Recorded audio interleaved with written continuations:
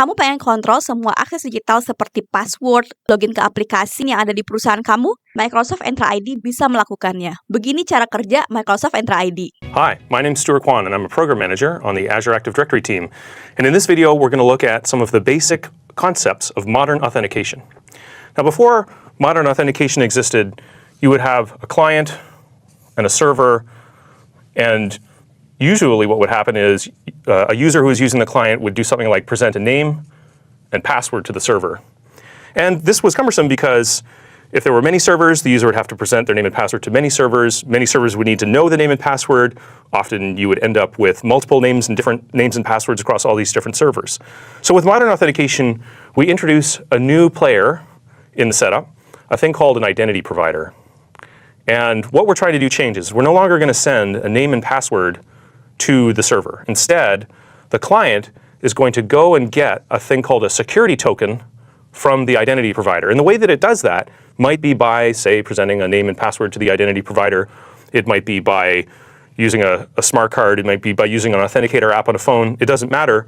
However, there is a contract between the client and the identity provider. We can get this thing called a security token from the identity provider, and then the client presents that security token to the server.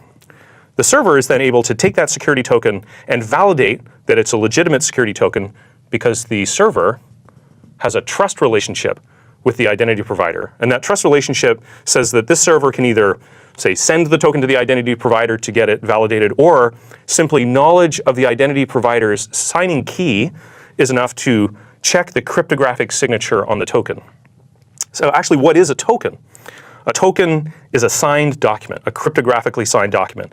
And it contains these things about the person using the client that are called claims.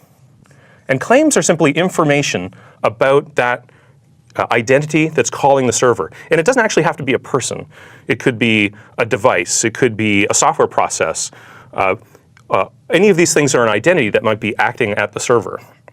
So claims are just attribute value pairs that are information about the identity that's using the service. There are actually a couple of claims that you're going to find really commonly in many of these interactions. One of these claims is called the subject.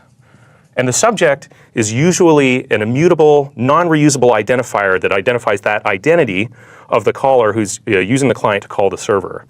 And I say it's immutable and non-reusable because something like my name could change over time, whereas my identity hasn't changed despite the fact that my name has changed. So the subject is that rename safe variant that refers to me.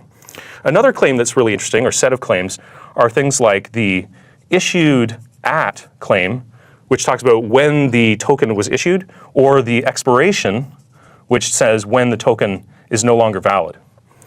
There's one more claim that is found in most tokens that's really important to understand, and it's a thing called the audience.